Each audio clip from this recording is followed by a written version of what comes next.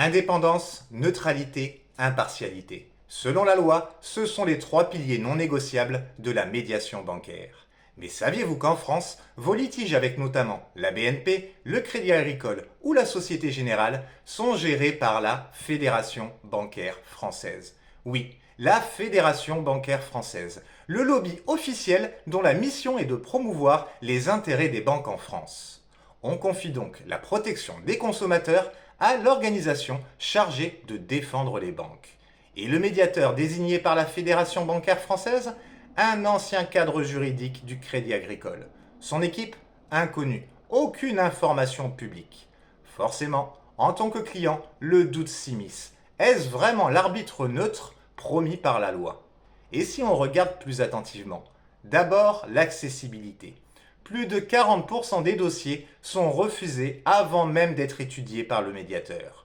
Le verdict? Sur les dossiers restants, seuls 3,65% des clients obtiennent une victoire totale. Plus de 96% des cas finissent par un rejet ou un compromis. À ce niveau-là, l'impartialité est-elle encore une réalité ou juste une ligne sur une brochure?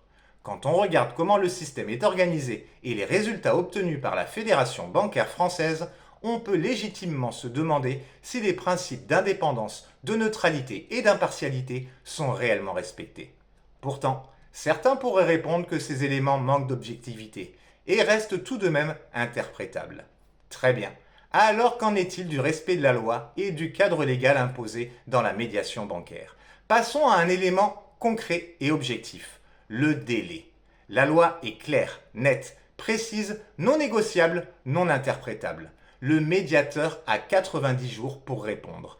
Pas un de plus, sauf dossier complexe. Réponse de la Fédération bancaire française? Entre 171 et 229 jours. On triple presque le délai légal.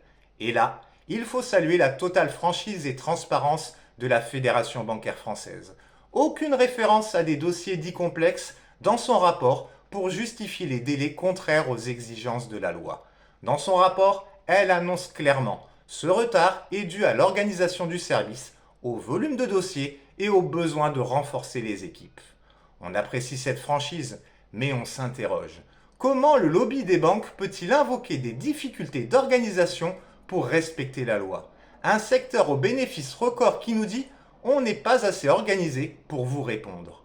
Bilan: un système lié organiquement aux banques, une désorganisation avouée et 3,65% de réussite pour le consommateur.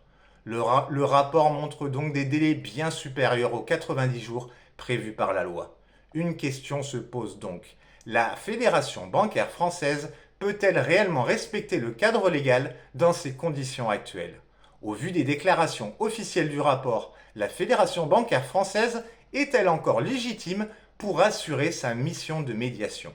Devant son incapacité déclarée dans son rapport à respecter les délais imposés par la loi, ne devrait-elle pas se désister au profit d'une institution réellement en mesure de garantir les droits des consommateurs? Dans ces conditions, mieux vaut être informé et préparé pour faire valoir vos droits auprès des banques. Alors, pour vous informer et vous défendre face aux banques au quotidien, rendez-vous sur creditcontentieux.com et sur le blog Recouvrement en clair. Tout est 100% gratuit, sans inscription et totalement indépendant. Finalement, cette médiation protège-t-elle vraiment le consommateur ou surtout le système? À vous de juger, Posez-vous la question et likez, abonnez-vous, partagez massivement cette vidéo. Ensemble, réveillons le débat.